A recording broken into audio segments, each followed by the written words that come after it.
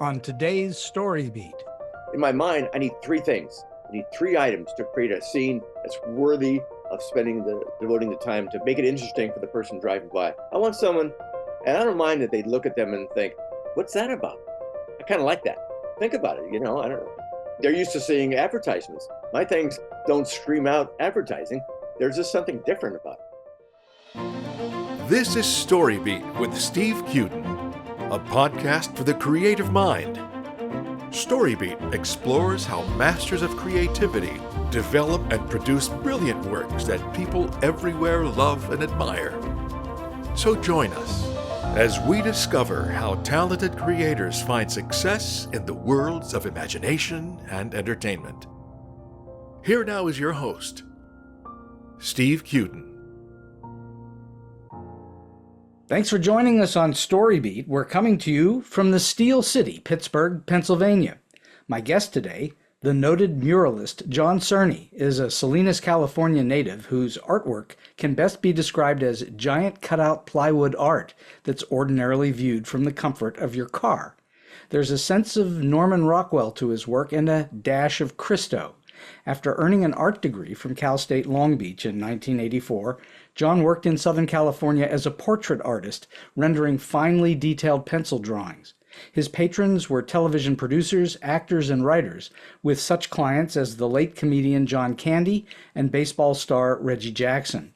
Wanting to reach a larger audience, John would periodically relocate to Central California and convince a farmer to allow him to paint a mural on his barn just for practice.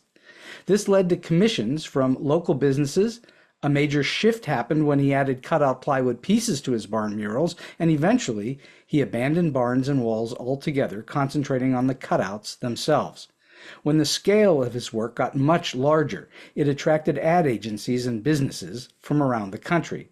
By then, he had a blueprint for the way to create his art installations, which he still does to this day.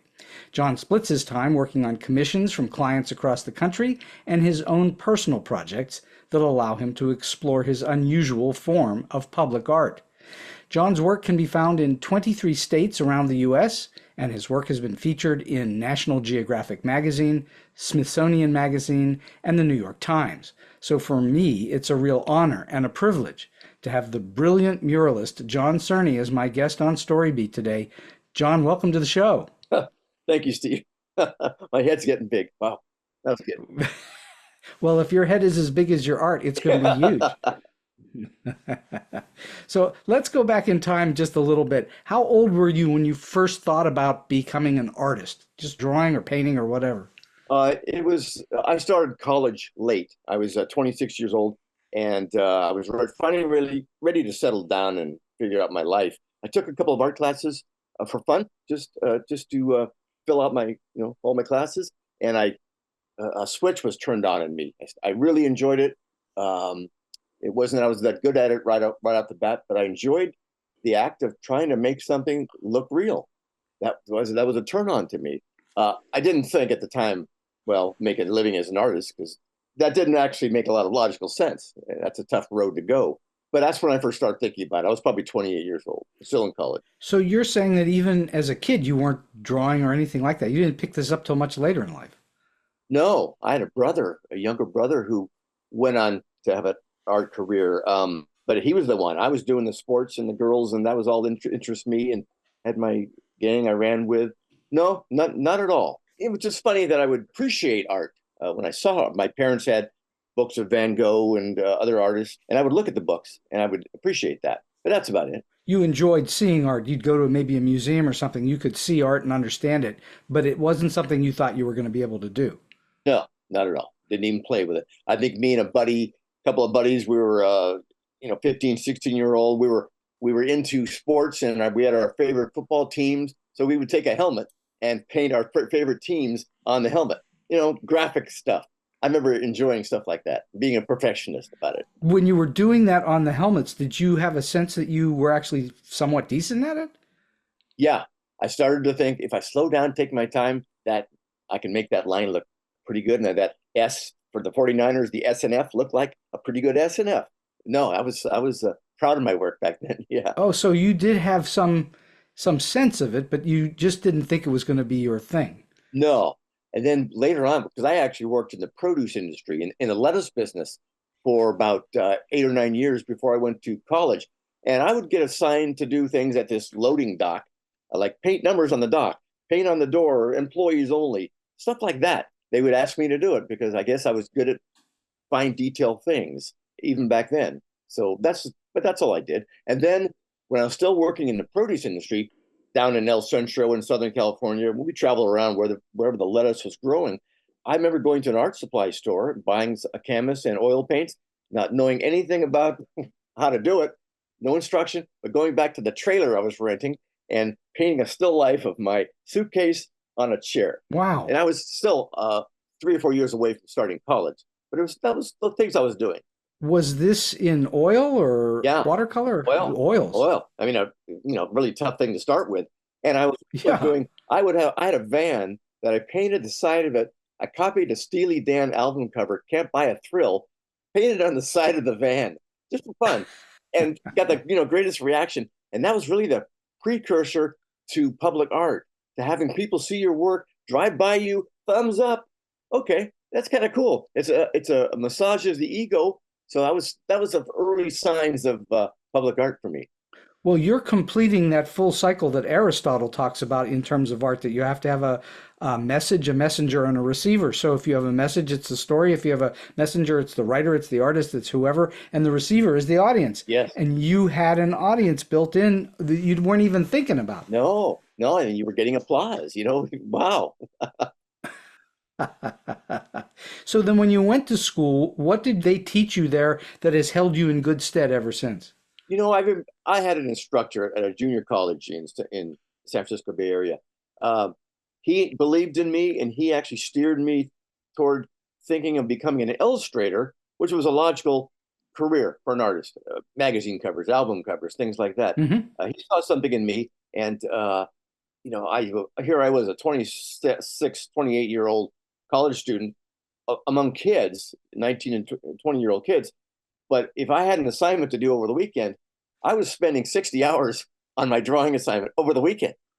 So I'd come in on Monday, and the other students didn't care for me because I was blowing them out of the water. But that's how serious I was and passionate about what I was doing. It was 3 a.m. and I was still drawing. I better get to bed. How interesting. So this was a natural for you. You're a natural at this. I was pretty good, and I got pretty good fairly quickly, I think. Yeah. You had innate talent. It wasn't something that you had to dwell on for a long time. You just did it. Yeah, and I guess my motor skills are fine enough, and my hands pretty steady, and I just got better and better. And but it was a metamorphosis. I really look back at my early stuff, and I wasn't that good, but it's good that you can fool yourself into thinking you're where you should be, but I wasn't yet. But it took a while. Exactly. Well, it takes most artists a while to get to a point where they're professional worthy, I guess it would be. But you started out not even thinking you were poor at it. You just started out doing it. Yeah, I was just passionate about it. If a friend say, "Hey, you want to play golf on Saturday?" No, I got to do this thing. Finish this. I was like really zoned into it. Okay, so then where in the world did the notion of doing these first murals, huge wall-size murals, and then ultimately what you did with the cutout plywood, but where did this concept of huge come from? Well, huge in that if you're going to do public art, it had to be big enough. And my things, since I work on long highways, it had to be big for you to see it from a distance and take it in. And you need that 2.5 seconds to really see it all as you're driving by at 65. That really became the blueprint for how I thought about what I would throw out to the world to see. My early ones were life size, which turned out to be a bad decision, but I was learning as I was going along. Life size things, a little too tough to see as you're driving by. And it took one commission from a farmer who stopped me one day when I was painting one of my normal barn murals. He said, I want to raise and elevate the field worker, my employees. People drive by and see them picking lettuce, but don't give them a second thought. And they're busting their butt. I want to raise them on a pedestal. What do you think we can do? That was the first one. I thought, well, okay, giant field workers in a field. I could legally do it. It was his property, no problem. I might as well make it big. How big? I didn't know. I would talk to carpenter friends of mine, to see what I could get away with. Oh, do a 20-foot post, a 16-foot post? So I was guessing. So my first two figures were 16-foot and 12-foot. And that was my early, that's what I gauged everything from there on. And that led to those first two. It was a farmer and an irrigator. Then he hired me to do 8 more. So I did a series of 10 giant field workers in different sections of his field. So the people driving by, you couldn't miss them. They're there, and they're still there today. So they were not on the side of a barn. They were actually the first of your cutouts. They were the first of my cutouts that were separate from any building. I had done the cutouts in front of buildings, complementing the painting behind them. This is the first time I took them away from there. Who needs a building? Stick it in the middle of the field. Let the landscape behind it be a part of the scene. The light would change every day. It would look different every day. That was the first time I did that. Interesting. So when you first did that, you must have had to think your way through, how does this going to stay up and in place and not get blown over by the wind or the elements in some way? And you're saying it's still there. What did you do to make it archival like that? Well, it is still there, but I've done 2 versions of it since then, because the paint, as good as my paint is, it's going to last 10, 12 years. And I'm going back to 1995. So that's 29 years now. There have been 3 versions of those first ones there. So yes, I was a novice in figuring out the wind and all that. And I thought I over-engineered them, but I really hadn't. Now I use thicker posts, 6x6 instead of 4x6. I might go deeper in the ground than I normally did. And I would support them in the back with an angled board to another post to keep it from whipping back and forth. These are all things that I didn't do right off the bat, but I figured out. Mm-hmm. Did you have some stuff fall down in order to figure it out? Not early. I did. I've lost 2 in all my years of probably done 400 or 500 of these things. There was a hurricane in Louisiana, over 100-mile-per-hour winds. Those weren't going to make it, and they fell down. And I had one in a windstorm in my hometown of Salinas, 75-mile-per-hour winds that took down a bunch of trees right near my painting. So it wasn't going to make it. So I learned, but I was, I can't handle 80 miles or 100-mile-per-hour winds. They just aren't. Well, a lot of buildings can't handle that, let alone something standing free form out in a field. Yes. Yeah. I mean, I'm having a battle right now with the city of Palm Springs. I want to do something in the resort town of Palm Springs, California, but they are wanting to know wind shear factors, all kinds of stuff that I'm not normally working with, because I don't have a contractor's license. I've learned what I do just on my own, but I couldn't legally sign them off and say, yeah, these won't fall in the. So you do the installations yourself. You don't hire someone to help you install these things. No, I either have friends or I hire someone at the site to help me, or the client will find someone to help me. Yeah. That's fascinating. I mean, and you don't have an engineering degree, I assume? No. I think most people look at my things and think, wow, they're pretty sturdy.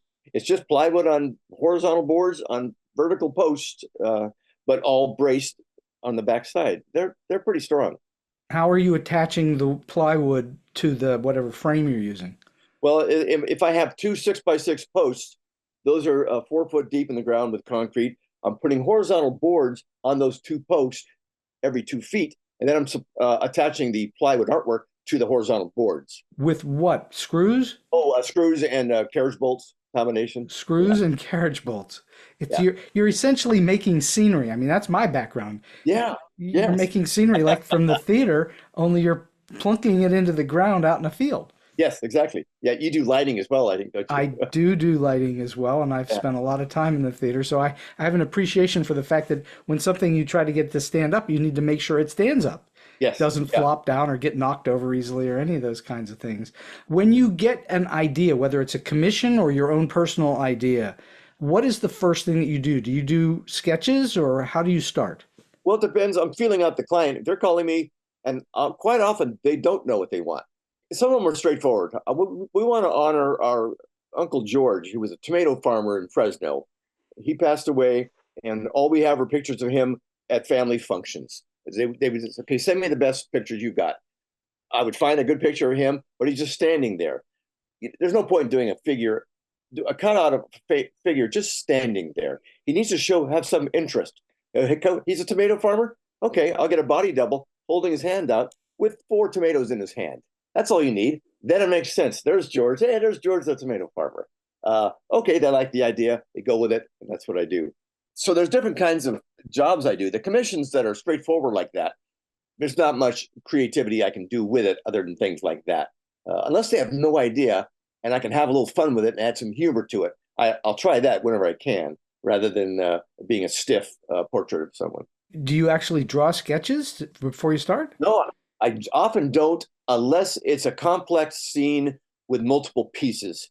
That needs to be sketched. I actually, what I do is I make little mock-ups, little 4-inch tall little masonite mock-ups I cut out, and I can put on my desk and move around to see the best placement of them. Do you put some kind of a background behind that so you can get a sense of what the background will be in reality? Doesn't need to be. I can just set them on my desk. Just assume and just place the sky and the mountains behind it. No problem. And I have done a little bit of painting in my life, not a lot, and I'm certainly not a professional quality or anything, but I enjoy it every once in a while. And I can understand when you have something that's maybe 4 feet by 4 feet or 5 feet by 5 feet, how you can then sort of step back and see it.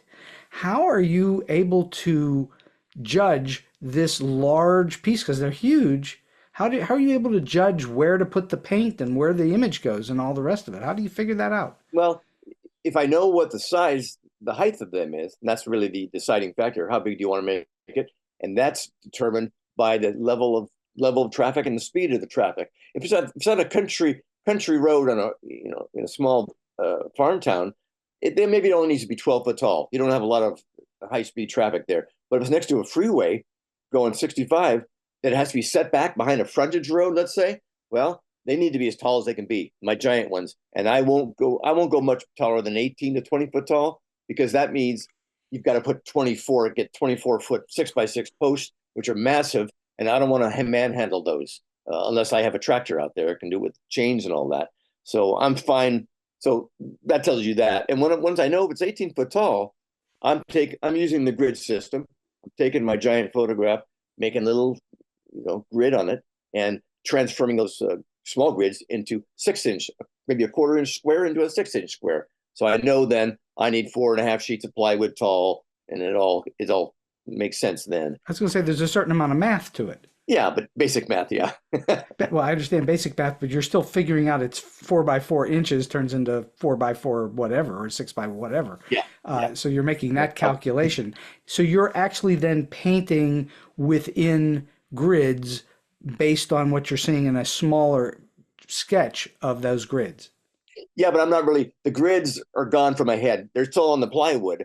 I will have sketched it out using the grids with just a pencil line, cut it out with a jigsaw, and then when I'm painting it, although the squares are still there, I'm then only painting, I'm sketching out finer on the plywood what I need, a hand and the fingers and all that, and I'm forgetting about the squares at that point once I get that all drawn out. And then I'm just putting a base coat down and then a top coat to finish it off. A base coat, so let's call it your substrate, which I guess is the plywood. Then you're doing, what kind of a base coat are you putting on it? But it's my acrylic paint that I'm using. It might have a little bit more water mixed in so I can work with it faster. I'm experimenting with colors at that point, seeing if I'm painting a blue jacket, what color blue am I seeing right here? So experiment with that on my base coat. And then because it's water-based acrylic, you have to have at least 2 coats. Some colors you have to have 3. So then on my second coat, the finish coat, I'm really then honing in on the detail. Mm-hmm. I'm blending more the shading of all the fabric and all that. Okay, so I need to go back because I still don't quite understand. When you're doing the grids, are you using a projector of some kind, or are you just using some kind of a huge ruler of some sort? What are you doing? I'm using a ruler, but I'm only doing sections at a time.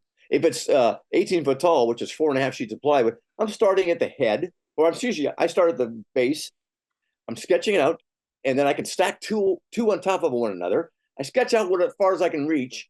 Then I take down, I'm finished with the bottom section, get that bottom section out of the way, rotate, get another section. Then I keep going until I've got the top of the last sheet of plywood. At that point, all my lines are connecting where the seams were. They make sure that the lines connect finally, where they're going to be. So when I make my cuts, I'm not off by more than 1/8 of an inch. So I'm just doing 4-foot sections at a time. All right. And are you painting on them upright, or is it on the floor? Are you in a paint frame? I have a giant easel. A giant easel. Yeah, it's 20 foot wide by 10 foot tall. Wow, that's a big easel. Yeah. Does it go up and down? Do you go up and down, or do you work on a ladder? The key is to be able to sit whenever possible. That's what I shoot for. But when you're painting in between two sheets of plywood that have a seam, they're 4.5 foot tall on the easel. So I have to then stand at that point. Once I can get done with that seam area, then I can sit back down and move that one sheet of plywood up certain heights with boards I've got that can get me very comfortable as long as I can sit there and be comfortably right in one spot. And do you cut the plywood yourself? Yeah, with a jigsaw. Yeah. With a jigsaw. I go through a lot of blades. Yeah. Are you using some kind of super thick plywood? What's the dimension of the plywood?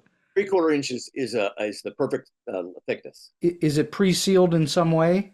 It is. It's exterior plywood. It's called MDO. It's what the sign industry uses. If you see signs in most towns, they're using MDO plywood more than likely. I seal the edges myself with putty, 2 coats of primer, 2 coats of black, and but it's still only going to last, I'm going to say 8 to 15 years. You know, it could be a big difference if you're pointing it south. I might get things that only last 7 years if it's pointing south. If it's pointing south, because it's getting all the sun year round. Yes, yeah. It's getting beaten up by that great old bunch of light in the sky. You bet. I have one in Iowa that I put up in 1999, and it's still standing, but it's falling apart. Yeah. But it's falling apart. Yeah. Is that something that you think about going out and redoing or repairing or something? I have a couple of times. If I'm in a general area, this is in Iowa. If I happen to be going to, let's say, to Illinois, I might stop into Iowa and check it out. And my friend's there, see my friend. But otherwise, I can get on the farm and look at it close. Oh, that's kind of fun.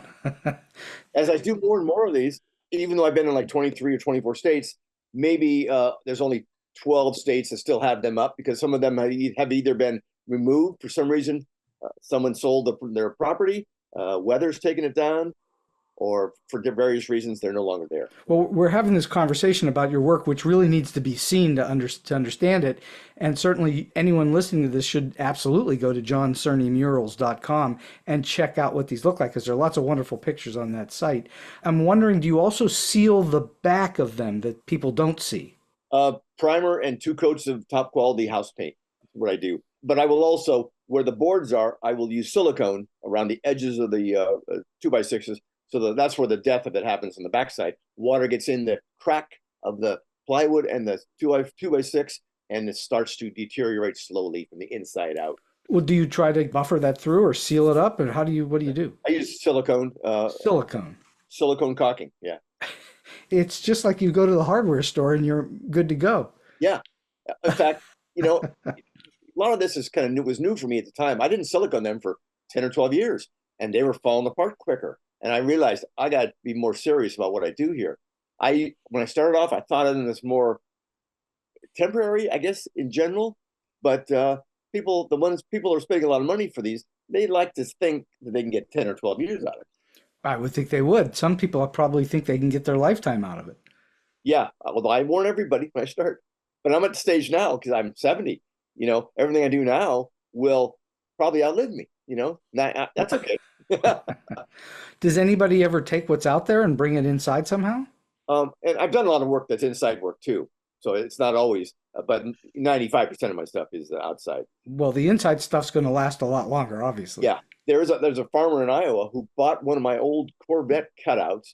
He found in a high-end gallery, spent a lot of money for it. I remember at the time when I was converting this old Corvette cutout into another mural, I put a sign on the Corvette next to the barn where I was painting, $50 or best offer. Some guy came by and bought it for $50. Ultimately, this farmer in Iowa spent like $10,000 for it. It was hung on a wall, well lit, looked beautiful. An old Corvette. It was kind of beat up looking, but it made it look certain patina, look kind of cool. Well, the beaten up look probably made it even more special. Yeah, and I became friends with that guy. I found out who the guy was, and I did a mural for him years later. Yeah. All right. So one of the things that I note when I look at your work, which I'm fascinated by, there's emotion in it. You're not just painting a portrait and it has no emotion in it. or even a picture of a car or something else, it has a feeling of movement or it has a feeling of intensity to it, some kind of emotion. What do you do to put that in there? Is it something you're conscious of? Well, if you're saying like a car, when I've done giant cars for racetracks and things, I don't think of there any emotion in that. But if I'm creating a scene and there's a car, to me, a car is just kind of a static thing. They're pretty, but they aren't that interesting. They don't tell a story. So if I can add a person to the scene, and when you say emotion, tell a little story. What's happening? What's this person doing? Usually, it's in my mind. I need three things. I need three items to create a scene that's worthy of devoting the time to make and make it interesting for the person driving by. I want someone, and I don't mind that they look at them and think, "What's that about?" I kind of like that. Think about it. I don't know. They're used to seeing advertisements. My things don't scream out advertising. There's just something different about it. They elicit some kind of a feeling in the viewer. It's not dull or uninteresting to look at. It's not it's not a rock. It's not just sitting there. It has some kind of feeling to it. I use the word emotion because that's what it feels like when I look at it. There's something about these characters that you've created or found in the real world that they give you something back, whether it's joy or whether it's seriousness or whether it's pride. You can sense it when you're looking at it. Is that intentional? No, I mean, it's intentional that I want to, and I have a kind of a quirky sense of humor sometimes. And there's then there's the Norman Rockwell part of me. I do want to leave a memorable image in the viewer's mind of something, and then they aren't real deep or anything, but the ones that I do for free that are fun that I just want to do and kind of mess with people a little bit, those I'll spend more time and I'll give them a lot of thought because it may sound like a good idea at the time. I need to sleep on it for a couple of nights and think, that could throw people off. That has double meaning. I don't want to get to the second meaning what people might take out of that. So I'll clean them up before I even dive into them. What does that mean? Are you saying perhaps maybe it has a sexual connotation or something like that? That could be one of them. That could be one of them. I have to be careful with that. And I don't dive into that. I got in trouble by a lot of people when I did it in my series of field workers. People thought that field workers get taken advantage of. They don't get paid what they're worth. They thought that the farmer was cleaning things up a little bit by elevating them, making them godlike. But at the same time, he's probably not paying them more than $10 an hour. So they were getting a negative reaction like that. I remember that at the time when, in my mind, he was doing really uplifting them, and they should appreciate that. But that didn't come through. So we talked about light in your work, which I think is part of what I'm talking about. I think the light helps. You have two kinds of light going on. You've got the sunlight and how it reacts to the painting or how it makes the painting look through the day. And you also have whatever lighting you have put in the painting through paint, through where the angle of the light is in the painting. How important is light in terms of the way that you conceive your work? I try and be kind of theatrical. As you know, I will fake the light so that it looks more dramatic, even though the real light of going through the day may have totally an opposite effect on how I actually painted it. But I don't know if people see that because they're seeing it throughout the day. I never consciously think that people break down my lighting or anything. I'm just making it look as good as I can on my painting. Are you considering where the light is in the installation, where the sunlight will be, generally speaking? Do you take that into consideration as you're creating it? No. I often don't know. I can be putting one up in Illinois, and they've told me where it will be on the highway, and I can get a sense, okay, it's going to get a lot of southwest light or something like that. But it has nothing to do with how I painted George Harrison of the Beatles. I took a stock photo of him, maybe played with the light a little bit, maybe lit him up a little bit more in his face, but I wasn't considering where it will look on the highway. No. Mm-hmm. So you don't know until you get it in place what it's actually going to look like. No, and I never even know. I don't even see the finished pieces ever together, all together until I get there. Is that right? You never assemble them in your studio? No. There's really it's an extra step that's waste of energy to me because it's too late. I've done it. If I did it correctly and painted between the seams and stayed consistent with a jacket that might be 12 foot tall, but kept the same basic shade color throughout the jacket, I'm conscious of that. But I don't know how it'll look until I get to the site. Those are the most fun days for me, to finally see the finished piece. Yeah. Do you ever find yourself truly surprised by it? Mm, no, they're generally all, I think I'm such a detail-oriented person and so conscious of how I applied the paint that I know it'll work, but I don't know how it'll work with this background. That's the thing for me. Oh wow, there's trees everywhere. It's a total dark background. It really makes it shine brighter. Or it's a cow pasture, and it's more interesting maybe. But yeah, And it's going to look different whether the sun is up and bright or whether there's clouds in the sky or whether it's raining or snow. It's all going to change the way it looks, isn't it? yeah, yeah. I get a kick out of a client who will send me a picture in the back of the Midwest of every season, and I'll see the snow on the top edges of all the cutout. So you probably don't see it too often in the winter time because you live in California. No, yeah. Some of these I've never seen again after I installed them, maybe 10 years ago. They're still up. Really, Yeah. really. And of course, many people viewing your work are maybe only seeing it once for a few seconds as they ride by in the freeway. Yeah, yeah. And because of social media, I get a kick out of the comments. I think it might be the same guy who did the one in Phoenix, Arizona. That's pretty cool. 8 states apart, but they kind of connected me. So clearly you have some kind of a reputation. People know of your stuff. Yeah, I think I do now. I'm starting to, at least in the Midwest. I don't get back east much, but yeah. Well, that's how it sometimes is for an artist. It takes a lifetime before anybody recognizes, oh, that's so-and-so's work. Yeah. In this case, John Cerney's work. That's a John Cerney mural. That's a John Cerney cutout. Then they know that it's yours because they can recognize the style of it. Yeah. And if I was a better maybe businessman or marketer, they would have known about me sooner. But I'm not at all. Everything I do, I just figure, I'll get another phone call next week, in a couple of weeks. I'll get another job. That's how it's been. I keep getting the phone calls. And the majority of your work is from some form of a photo or something real, correct? Yeah.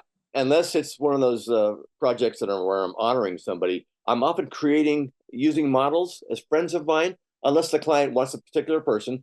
I'm creating the scene, getting their approval, and then painting it. Yeah, depends. So do you ever need to obtain permission from someone to paint them? If I'm getting paid by a client, that's already covered. They're painting somebody, Sure. either someone involved with their company or their family, so I'm not worried about it. But where I do run into trouble, I'm doing one right now in Palm Springs with 5 celebrities: Dean Martin, Frank Sinatra, Marilyn Monroe, Liberace, and Sammy Davis Jr. I'm doing it for free because it's them, by the way, all up by their mailboxes, getting their mail, all doing something different with the mail that they just received. So I won't get in trouble. I can't legally. I heard Dean Martin's daughter still lives in Palm Springs. She might see it, get upset, no matter how I painted him. There's a guy who probably made money painting my father. That's not right. She could come at me. So I'm doing it for free so that if she tried to come at me, when I'm like, I paid to do this, Well, sure. Where are these pieces in Palm Springs going? They're going in a vacant lot near downtown Palm Springs. And on a vacant lot that I had a mural 3 years ago called Popsicles, with a bunch of popsicles. So the landowner is going to develop the land, but it won't be for a couple of years. So he approached the local public arts commission. Hey, do you guys have any artwork that I could put on my property for a couple of years before I develop my land? So they contacted me knowing I had this project in my mind. They say, hey, are you interested in this lot? That's how that started. I see. And I think that when you're painting a famous celebrity, there's a tendency for them to be in somewhat the public domain. I could be wrong. I'm not a lawyer and I'm not giving legal advice, but if it's a famous person, there's a certain amount of public domain to their likeness, unless, like you say, you're exploiting it for money. Yeah. That's where people run into trouble. Right. I've done a bunch of things with James Dean.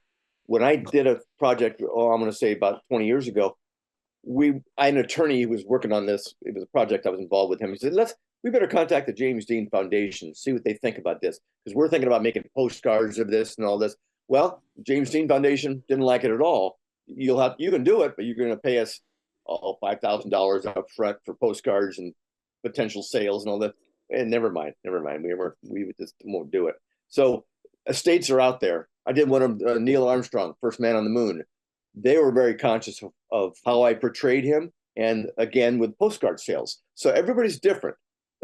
So the Dean Martin Foundation or estate, I'm sure he's got one, might have a say in what I do if I'm making money. Mm-hmm. So I'm avoiding that and just doing it for free. Well, have you ever been approached by someone like that and said, please do one of these and we'll pay you to do it? Not quite like you're describing it. Let's say someone who has no connection with like Frank Sinatra. Hey, do a giant Frank Sinatra. No, I'm thinking if it's the Sinatra estate or the Dean Martin estate. Have Oh. anyone like that ever approached you and said, we'd like you to do one of our famous father or mother, whoever it is? Wow. The closest I come are things like the George Harrison in the town of Benton, Illinois, only because he was the first Beatle to come to America, and he was like their favorite son. But they had no connection to George Harrison's estate. They just had, that's how that worked. No, I haven't done anything quite like that. I've had people, Mm-hmm. Oprah Winfrey's producers wanted me to do a painting of Oprah Winfrey for the Oprah Winfrey show, but they wanted me to do it for free because all the publicity it'll get you and be good for you. I said, well, that's a month out of my life for free, and Oprah Winfrey makes what, 150 million bucks a year. No, I can't do it for free. I'll be happy to give you a good price. So those things happen occasionally. I'm sure they do. What, in Hollywood, they're trying to get you down on price? Come on. What I find truly interesting about your work is that I'm also a big fan of Christo, and you mentioned Christo in your bio. And one of the greatest things I've ever seen in my life was the biggest art installation I've ever seen in my life, which was the gates in Central Park that Christo did back in 2005. And that was astonishing. And you couldn't see it all no matter how much you looked at it because you could never get to all the angles on it, even if you were able to get all the way around Central Park. There were over 7,500 of those things in the park. And it was just, I just spent several days there just with a big grin on my face. It was like the craziest fun thing I've ever seen. So one of Christo's, I guess the way that he created his art, one of the things that was an element was the getting of permission to do things. And he would spend years and years and years getting permission to do things to then finally obtain the permission. He never used any advertising. He raised all the money himself and so on. This was part of his art. Is that similar for you where part of the game for you is to obtain permissions to put up something on a piece of land? Or is it most of the time it's easy for you to get that permission? No, not always easy. I get the feeling that Christo kind of relished that part of the process. I think he did. Yeah. I think he did. No, I would really be happier just saying, yeah, go ahead and put it there. Fine, then leave me alone. But I still do. I talk to council members. I talk to City Hall. I have to give a speech sometimes to sell myself. And these are projects that I'm often giving to a community. And I'm asking one thing, pay my expenses for gas and hotel coming back and forth from California. It might be $2,000, but I'm giving you a $25,000 mural of Amelia Earhart. She was born here. Do you want this? And just pay me $2,000.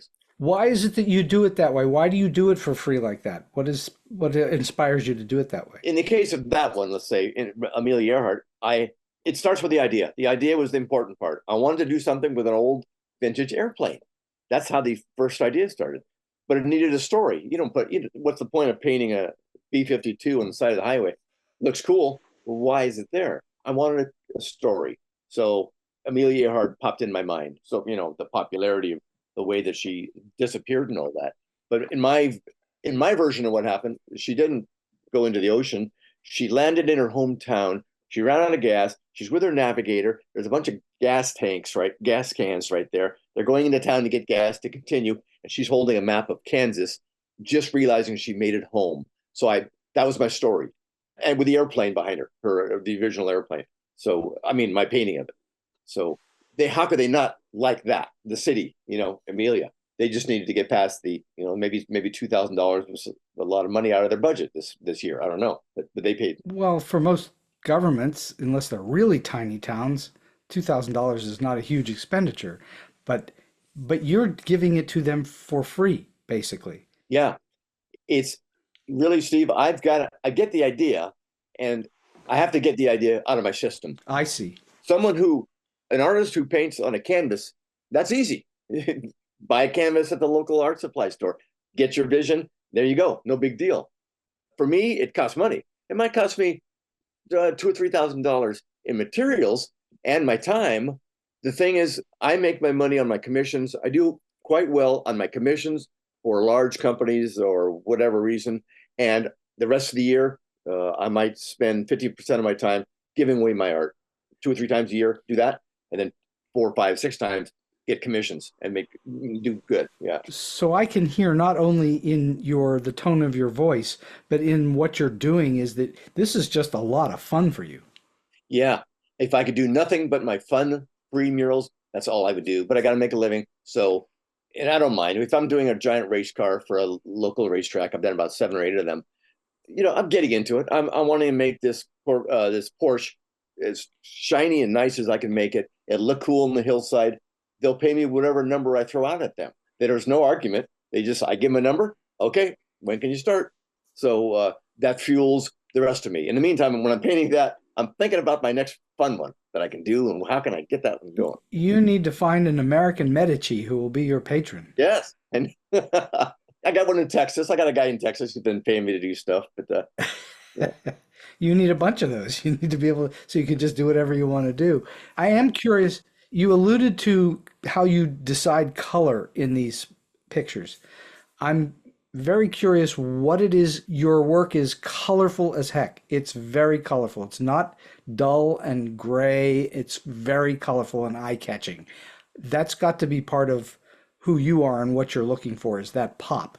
They are colorful, and I think the reason is because I'm kind of a naive artist when it comes to color. I don't quite understand color. That's the last thing I've getting a little bit more confident in. So if it's blue, where in reality it's blue mixed with a little black, a little brown, a little red, I'm not maybe using so much of that. My blues are bluer than most people's blues. They just are. And I figured, well, I'm painting alongside the highway.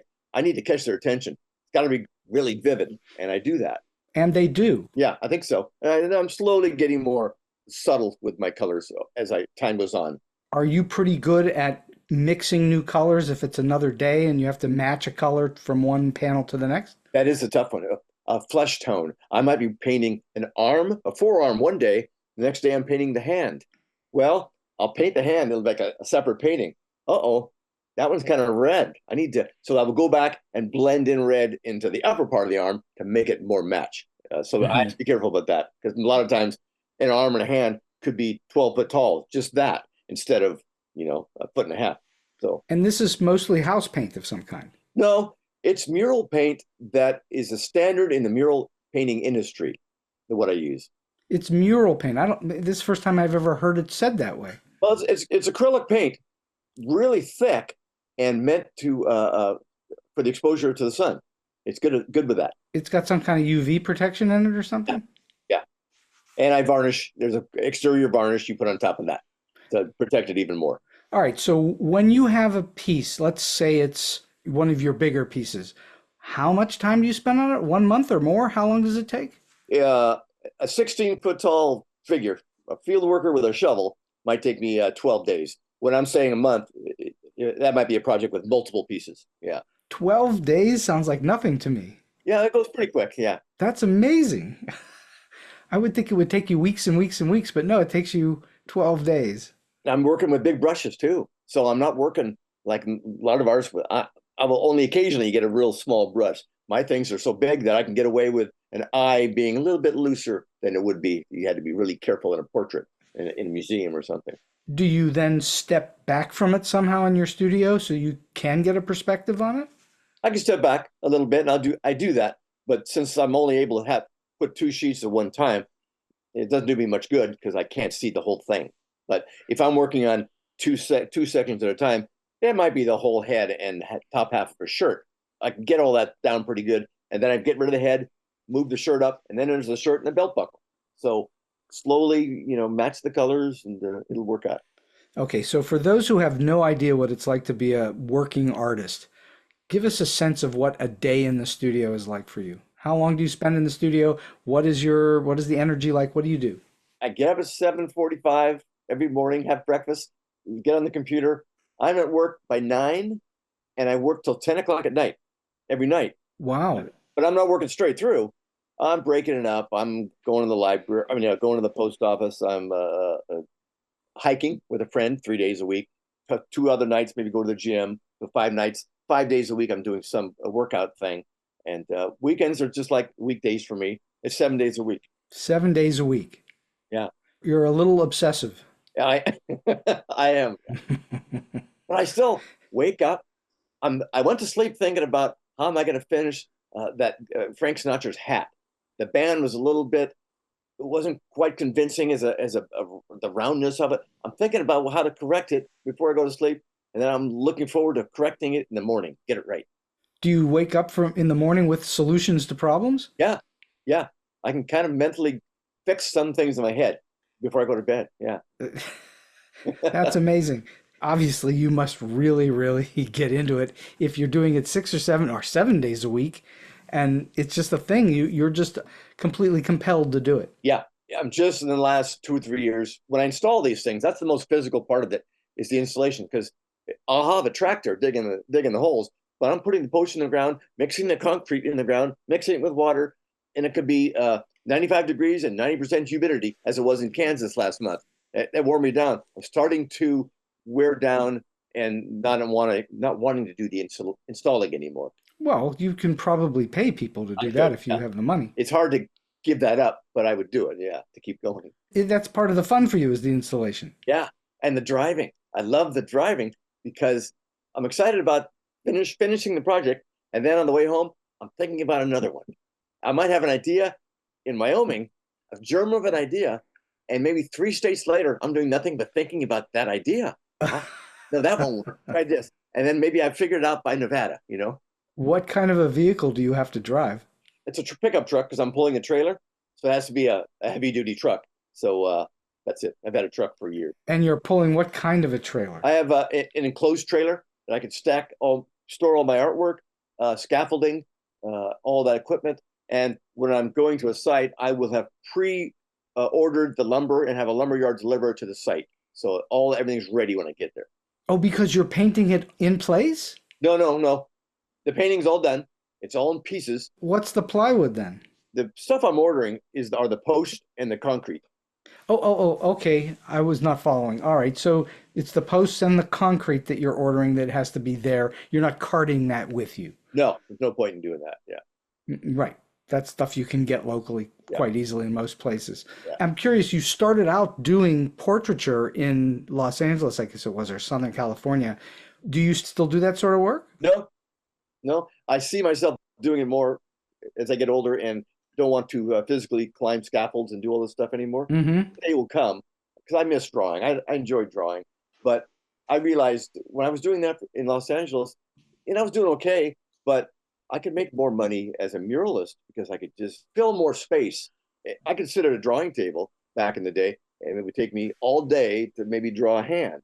It was taking me longer to do a drawing no bigger than 12 by 16 than it is to paint a giant figure. That's amazing. Yeah, it's just pencil drawing is such a fine, minute thing.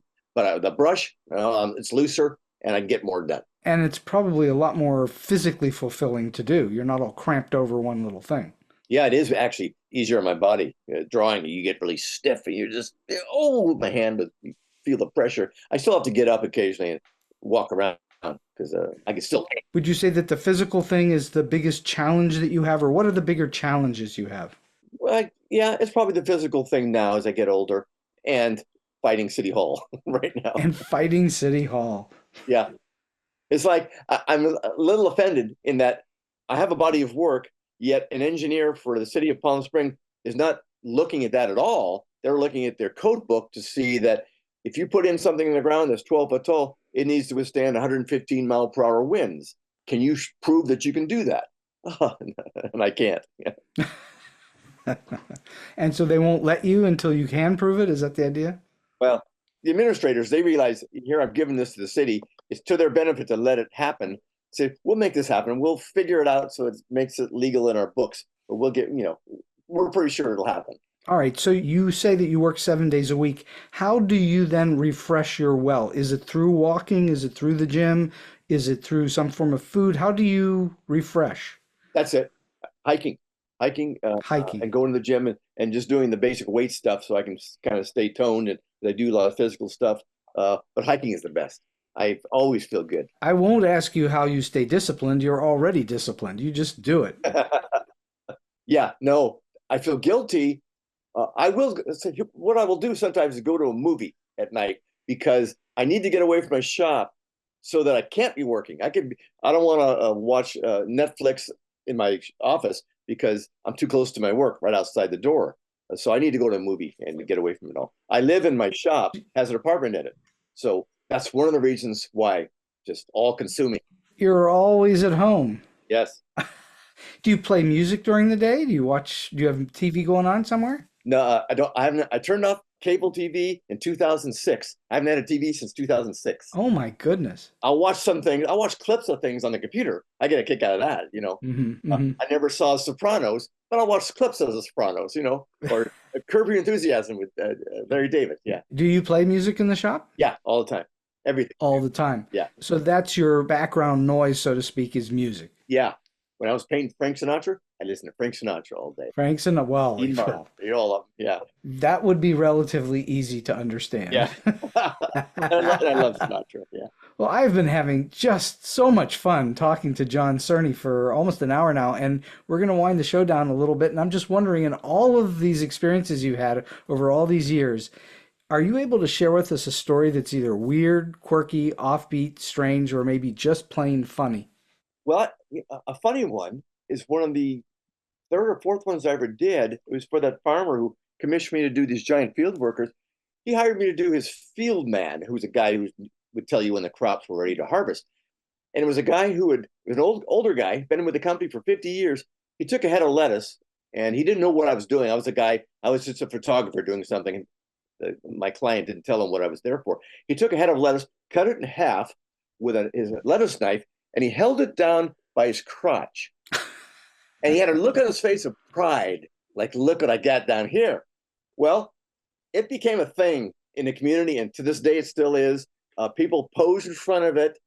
People take plywood or cardboard penises, attach it with a screwdriver in between his balls, and completes the picture.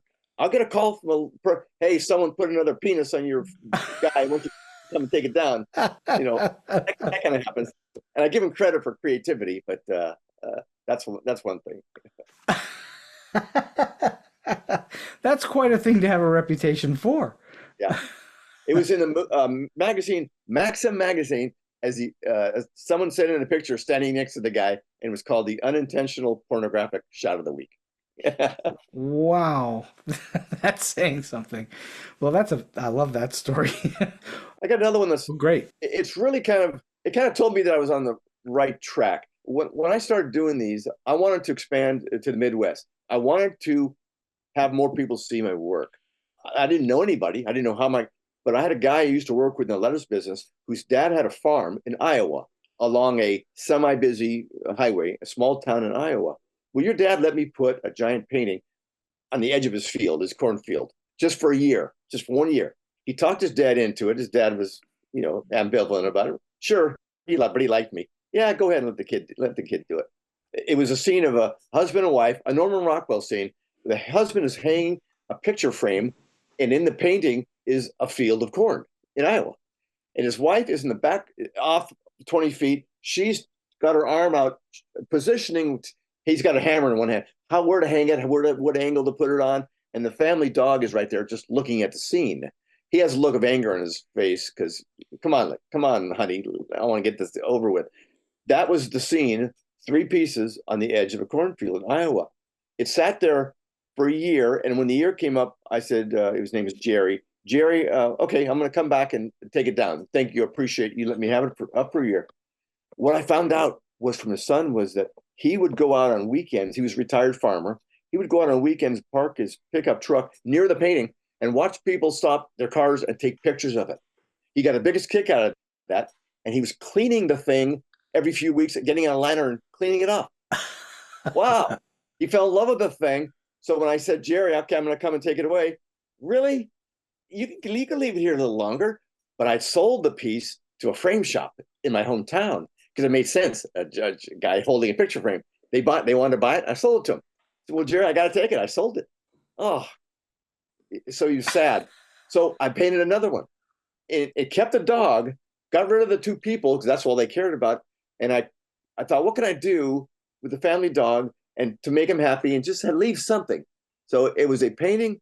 I did a painting of a little girl, 5-year-old girl. She's crying and she's holding up her teddy bear, which has been ripped to shreds by the family dog. She's holding it out in front of the dog like, look what you did to my teddy bear. And she's crying. 15 foot tall. That was all. The dog and the little girl crying. Makes no sense at all. But that is still the one that's still up to this day. His arm has fallen off on one side. Another piece is missing. And I told my buddy, he said, you can knock that thing down if it's in your way, because, it's obviously near the end of his life. But it means something to the city, apparently. And then to finish off the story, last week, a guy who grew up in that town as a kid, he knew that painting as a beacon. He was almost home. It was 3 miles outside of town. Can I give him permission to paint a tattoo of the little girl and the dog on his arm? He wanted my permission. Oh, which is strange enough to ask permission. Just do it, But he wanted my really? permission. He said, "Sure, go ahead. Yeah, send me a picture of it when you're done. I want to see it." Has he done it yet? He was going to do it in a couple of weeks. Yeah. Well, that'll be something. You should have framed that picture and put it on your wall. Oh yeah, I saw the sketch of it. It looks pretty good. He's going to look pretty realistic. That's so much fun. That whole story told me that I was on the right track. These things, as much as they may not make sense to me or the people who see them at first, it becomes part of the fabric of their community. Whether they understand it or not, there's a little girl. How cool is that? Yeah. Well, it's completely memorable and it's unusual and it sticks out because it's not like anything else around. Yeah. It's very memorable. Yeah. Yeah. That's cool. That says it's something that becomes important to them as a touchstone, a landmark, whatever you want to call it. That makes me feel pretty good. Yeah. Cool. So last question for you today, John. You've already said lots of things that if people are interested in doing your kind of work, you've said lots of things today that are great advice, but I'm wondering if you have a single solid piece of advice that you like to give to people if they ask you, how do you do this? Or how do I get into it? Or maybe they're doing it a little bit and asking you, how do they get to the next level of it? Well, I can only talk about myself in that I never thought about art as a career or the money part of it. I just became so passionate about it that I just had to do it. And I thought a practical thing would be to give it away. I give away my work so that people can see it. If people are forced to see it, and if you're decent, it's going to make an impact and it'll help you in some way. Of course, I'm talking about public art. Not everybody's is going to go that route. But really the biggest thing that ever made this possible for me is that I never got married. I don't have any kids, don't have a mortgage. And I have a landlord who loved me, and I've paid a ridiculously low fee for a shop and a home for 30 years. I've been in this place for 30 years. I can only do what I do because I have such low overhead, and I can give away my work and feed my passion for my fun projects. I don't think I would have made it as a typical gallery type artist because I never felt I had anything to say. I mean, as far as advice, if you're passionate about something, you don't care about those ancillary things. It should happen for you. Again, I had a lot of benefits.